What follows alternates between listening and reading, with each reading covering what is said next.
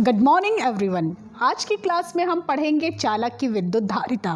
और चालक की विद्युत धारिता समझने के लिए आइए हम एक वाटर एनालॉजी पर हम ध्यान देते हैं और इसके माध्यम से हम समझेंगे कि आखिर चालक की विद्युत धारिता से क्या तात्पर्य है। तो आइए डायग्राम में हम देखते हैं। हमने यहाँ पर दो पॉट लिए हैं। पहला पॉट देखिए कि ये है सकरा और दूसरा पॉट ये है चौड़ा। या हम कह सकते हैं कि पहला पॉट छोटा है, इसका जो है एरिया जो है वो कम है, या इसका आयतन की वैल्यू हम देख रहे हैं, इसका जो आयतन है वह कम है। दूसरा पॉट जो है ये लार्ज साइज़ का है, मीन्स इसका जो एरिया और साथ ही साथ जो इसका वॉल्यूम है वो ज़्यादा है। ओके, अब हमने क्या किया, पहले बर्तन में हमने यदि 10 लीटर का पानी भरा। ओके, तो जब 10 लीटर का पानी जब हम इस बर्तन में भरते हैं तब हम देखते हैं कि द्रव की जो ऊंचाई है वह हो जाती है कहाँ तक, ये 10 सेंटीमीटर तक। ओके, यहाँ पर जो द्रव है 10 सेंटीमीटर की ऊंचाई तक भरता है। अब हमने क्या किया कि इस दूसरे पॉट में भी हमने 10 लीटर का पानी भरा और 10 लीटर का जब हम पानी भरते हैं तब हम देखते हैं कि यहाँ पर जो द्रव का तल है वह द्रव का तल जो है ये 2 सेंटीमीटर की ऊंचाई तक बढ़ता है। ओके, तो यहाँ से हम यदि क्लियरली आप देख सकते हैं कि आखिर किस बर्तन की धारिता ज़्यादा है, तो इसका आंसर आपके पास है कि ऑब्वियसली ये जो दूसरा बर्तन है, जो बड़ा बर्तन है, उसकी जो कैपेसिटी है या उसकी जो धारिता है वह ज़्यादा है। अब हमें नेक्स्ट टर्म डिफाइन करना है कैपेसिटेंस। तो आखिर यानी कैपेसिटेंस, यानी यहाँ से हमें क्या पता चला कि कैपेसिटी किसकी ज़्यादा है, क्षमता किसकी ज़्यादा है, ज़्यादा द्रव को रखने की या ज़्यादा द्रव को हम इसमें भर सकें वह क्षमता किसकी ज़्यादा है, कैपेसिटी की हमने बात की। तो यहाँ से हमें पता चल रहा है कि ऑब्वियसली ये जो सेकंड बर्तन है उसकी कैपेसिटी ज़्यादा है। अब हम डिफाइन कर रहे हैं कैपेसिटेंस को, कैपेसिटेंस या कि धारिता।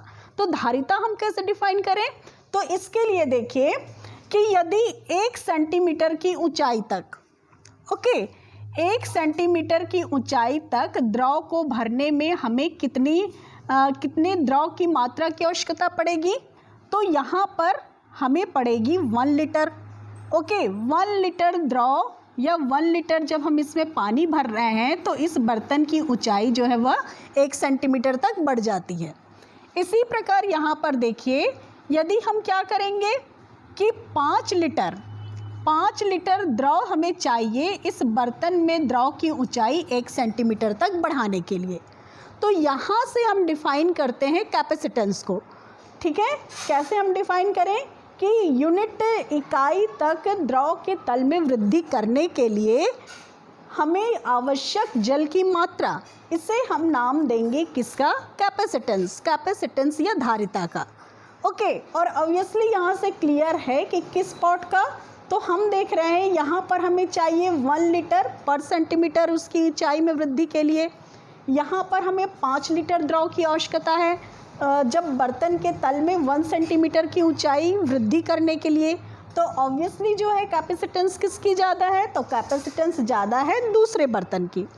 ओके, इसी एनालॉजी में हम डिफाइन करेंगे अब किसको, चालक की विद्युत धारिता। हम अब इलेक्ट्रिसिटी के टर्म में हम इसको डिफाइन करें, तो इसके लिए हम क्या करें, इसके लिए सपोज़ ये जो पॉट हमें दिया हुआ है ये हम मान सकते हैं कि ये हमारे पास मेटलिक स्फीयर है या मेटलिक प्लेट है। इस मेटलिक प्लेट को हमने कितना दिया, इसे हम दे रहे हैं 10 कूलम आवेश।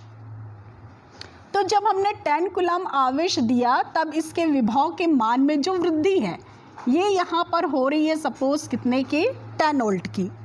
विभव बढ़ेगा, ज़्यादा आवेश मीन्स पोटेंशियल ज़्यादा। यहाँ पर हम ले रहे हैं 10 कूलम आवेश देने से जो पहला हमारा मेटलिक प्लेट है उसका जो वोल्टेज है कितना बढ़ गया, 10 वोल्ट। दूसरा जो हमें मेटलिक प्लेट दिया गया है, सपोज़ इसे भी हमने कितना दिया, 10 कूलम चार्ज दिया। 10 कूलम चार्ज देने से यहाँ पर सपोज़ इसके विभव के मान में वृद्धि कितनी हो रही है, 2 वोल्ट के बराबर। तो इस प्रकार यहाँ हमें क्या समझ में आ रहा है कि भाई 10 कूलम आवेश देने से 10 वोल्ट जो है उसका वोल्टेज बढ़ जाता है।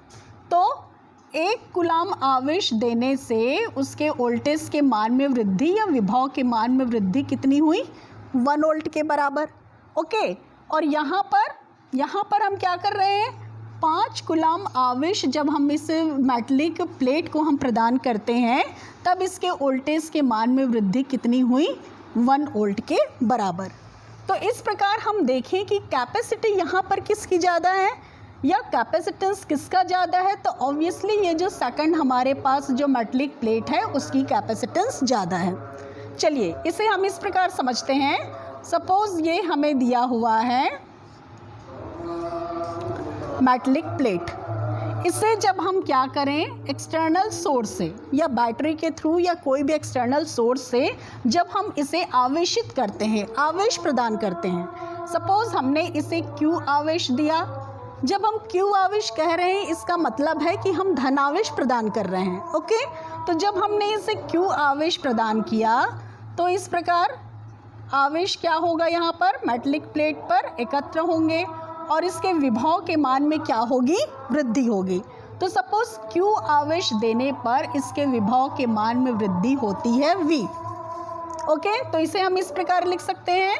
क्या लिखें हम इसको कि भाई V पोटेंशियल,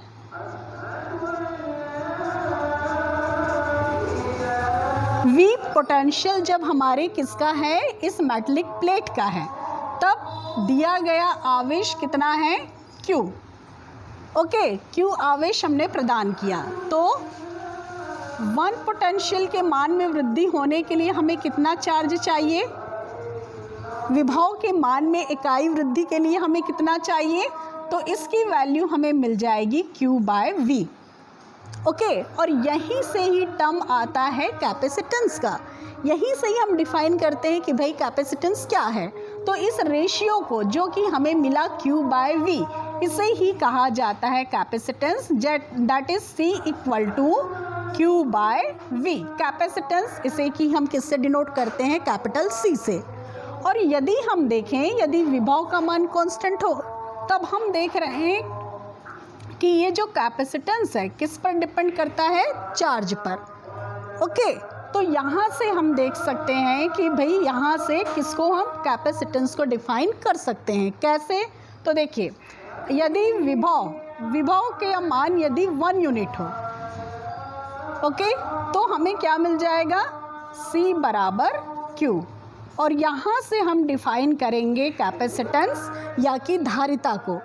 तो धारिता को हम कैसे डिफाइन करेंगे कि यदि विभव के मान में क्या हो? इकाई वृद्धि करने के लिए किसी चालक को दिया गया आवेश उसकी विद्युत धारिता के बराबर होती है। तो इस प्रकार हम डिफाइन करते हैं कैपेसिटेंस को। और मैथमेटिकल टर्म इसका हमने यहाँ पर लिखा हुआ है क्या? C = Q/V। ओके, ऑब्वियसली हम इसे क्या लिख सकते हैं कि Q = how much? C × V, and that is, इसे इस प्रकार भी देखिए, यहाँ से क्या क्लियर हो रहा है कि Q और इसकी जगह प्रोपोर्शनलिटी का साइन V। मीन्स हमें क्या पता चल रहा है कि भाई किसी चालक को हम जितना ज़्यादा आवेश देंगे उसके विभव के मान में उतनी ही वृद्धि होती है। और इस प्रकार जब हमने प्रोपोर्शनलिटी का साइन हटाया, इसे इस प्रकार भी समझा जा सकता है। कैसे? तो किसी चालक को दिया गया आवेश उसके विभव के क्या होता है? समानुपाती। दैट इज, हम इसे लिख सकते हैं Q प्रोपोर्शनलिटी का साइन हटाने के लिए बराबर और एक कांस्टेंट, और इस कांस्टेंट को हमने किससे डिनोट किया? C को। इसे ही हम कहते हैं धारिता। दैट इज, हम इसे लिख सकते हैं C = हाउ मच? तो C बराबर कितना? हमें मिल जाएगा Q/V। तो इस प्रकार हम दोनों ही रूपों में समझ सकते हैं कि चालक को दिया गया आवेश उसके विभव के समानुपाती होता है, और यहाँ पर जो है C एक नियतांक है जिसे कि हम क्या कहते हैं? चालक की विद्युत धारिता। ओके, तो इस प्रकार चालक की विद्युत धारिता का ये कंसेप्ट है और ये बहुत ही इम्पॉर्टेंट कंसेप्ट है। यहाँ से ही हम अब आगे बढ़ रहे हैं और अब हम डिफ़ाइन करेंगे आखिर इस धारिता का यूनिट क्या है। तो धारिता का यूनिट डिफ़ाइन करने के लिए चलिए इसे हम दे देते हैं इक्वेशन नंबर 1। यदि अब इक्वेशन नंबर 1 में हमने क्या किया, चालक को 1 कूलाम का आवेश हमने प्रदान किया। 1 कूलाम का आवेश प्रदान करने पर चालक के विभव के मान में वृद्धि यदि कितनी हो, 1 वोल्ट के बराबर।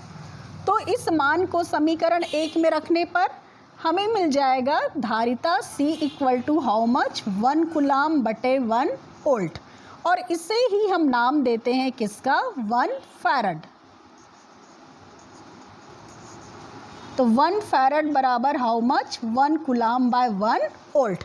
तो इस प्रकार हम देखते हैं कि धारिता का जो मात्रक है, एसआई मात्रक, तो धारिता का एसआई मात्रक होता है फैरड। क्लियर? तो इस प्रकार हमें डिफाइन करना है चालक की विद्युत धारिता और इसका मात्रक फैरड।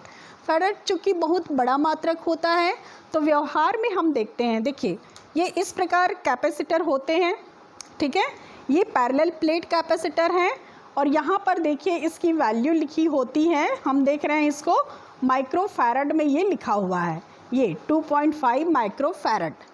तो व्यवहार में फैरड काफ़ी बड़ा मात्रक होता है, तो इसीलिए हम क्या करते हैं, इसके छोटे मात्रकों का प्रयोग करते हैं, और माइक्रो फैरड, तो इसके जो छोटे मात्रक हैं वो क्या होंगे, माइक्रो फैरड, देन उसके बाद पिको फैरड, इस प्रकार हम इसे डिफाइन कर सकते हैं।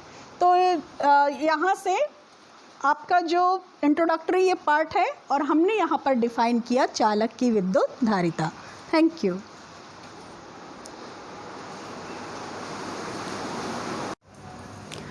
एग्ज़ाम में हमें पूछा जाता है कि चालक की विद्युत धारिता को डिफ़ाइन कीजिए, तो आइए अब हम इसे डिफ़ाइन कर लेते हैं। तो इसके लिए देखिए हमें इक्वेशन नंबर 1 से मिला है C equal to Q by V। Okay, अब यदि हम इस इक्वेशन नंबर 1 में यदि V की वैल्यू हम रख दें 1 वोल्ट, तो हमें क्या मिल जाएगा, समीकरण 1। तो समीकरण 1 से हमें मिल जाएगा C इक्वल टू Q, और यहाँ से हम डिफाइन करते हैं चालक की विद्युत धारिता को। कैसे? तो चालक की विद्युत धारिता आवेश के उस आंकिक मान के बराबर होता है जो उसके विभव में एकांक वृद्धि कर दे। क्लियर? C की वैल्यू किसके बराबर है, Q के। मीन्स हम इसको शब्दों में क्या कह रहे हैं, किसी चालक की विद्युत धारिता आवेश के उस आंकिक मान के बराबर होता है जो उसके विभव में V की वैल्यू में एकांक वृद्धि कर दे, 1 यूनिट की वृद्धि कर दे। तो इस प्रकार आपको डिफाइन करना है। अब जब हमने चालक की विद्युत धारिता को डिफाइन कर लिया, तो आगे आइए अब हम इसका एसआई मात्रक देखते हैं। तो इसका एसआई मात्रक निकालने के लिए यदि हम इक्वेशन नंबर 1 में चालक को दिए गए आवेश का मान, यदि Q की वैल्यू 1 कूलम हो, 1 कूलम आवेश देने पर यदि चालक के विभव के मान में वृद्धि जो है वो कितनी हो जाती है, 1 वोल्ट के बराबर। तो समीकरण 1 को हम लिख सकते हैं C equal to how much, तो C equal to 1 coulomb by 1 volt, और इसे ही हम कहते हैं ये किसके बराबर होता है, 1 फैरड के। क्लियर? दैट इज ये जो फैरड है, फैरड क्या है, धारिता का एसआई मात्रक। 1 फैरड बराबर होता है 1 कूलम बाय 1 वोल्ट के, और यहाँ से ही हम डिफाइन करते हैं किसको, तो धारिता के एसआई मात्रक को। कैसे डिफाइन करें हम, तो यदि किसी चालक को 1 कूलम आवेश देने पर उसके विभव में 1 वोल्ट की वृद्धि हो जाए तो उसकी धारिता 1 फैरड कहलाती है। ठीक है, जो माइकल फैराडे का नाम हमने सुना है, वो फिजिसिस्ट हैं जिनका कि बहुत बड़ा योगदान है फिजिक्स में। जो भी अब डायनामो, ट्रांसफार्मर जैसे महान आविष्कार हैं, इन्हीं वैज्ञानिक ने किया है। अतः उन्हीं वैज्ञानिक के नाम पर हम ये जो संधारित्र की धारिता, इसका एसआई यूनिट, इसे हम नाम देते हैं फैरड। अब व्यवहार में हम देखते हैं, देखिए एक कैपेसिटर है हमारे पास, ये कैपेसिटर है, संधारित्र है। तो इसकी जो वैल्यू देखिए व्यवहार में, मीन्स फैरड काफ़ी बड़ा मात्रक होता है, तो इसकी जगह हम व्यवहारिक रूप से हम छोटे मात्रकों का प्रयोग करते हैं। और जो कि देखिए यहाँ पर लिखा हुआ है कितना, तो हम ये देख रहे हैं यहाँ पर 25 माइक्रो फैरड। ठीक है। तो माइक्रो फैरड क्या है? फैरड का छोटा यानी किसका? संधारित्र या कैपेसिटेंस का क्या है? छोटा मात्रक है। तो इसे हम लिखते हैं कितना? तो 10⁻⁻6 फैरड, ये बराबर होता है किसके? 1 माइक्रो फैरड के। ओके, 1 माइक्रो फैरड बराबर कितना? 10⁻⁻6 फैरड। तो इस प्रकार माइक्रो फैरड क्या है? फैरड का छोटा मात्रक है, जिसे कि हम व्यवहार में प्रयोग में लाते हैं। अब आइए इसके बाद हम देख लें संधारित्र की धारिता की, कैपेसिटेंस की, सी की क्या? विमा। ये भी एग्जाम में पूछा जाता है कि धारिता की विमा बताइए। तो विमा या डायमेंशन हम कैसे निकालें? तो इक्वेशन नंबर 1 में आते हैं, और इक्वेशन नंबर 1 से हमारे पास है व्हाट? C = Q/V। विभव को हमने परिभाषित किया है कि एकांक आवेश को अनंत से विद्युत क्षेत्र के किसी बिंदु तक लाने में किया गया कार्य विभव के बराबर होता है। दैट इज हम V की जगह लिख सकते हैं हाउ मच? W/Q। इसे हम क्या लिख सकते हैं? Q न्यूमरेटर में चला जाएगा, Q²/W। तो चलिए उसकी विमा हम पुट कर दें। तो धारिता की विमा, Q मीन्स आवेश, आवेश की विमा धारा गुणित समय वर्ग है, तो A² T²। ओके, धारा के लिए एम्पियर, A हम यूज़ करते हैं। कार्य का विमा तो बल गुणित विस्थापन, बल का विमा mL/T-2, विस्थापन का L।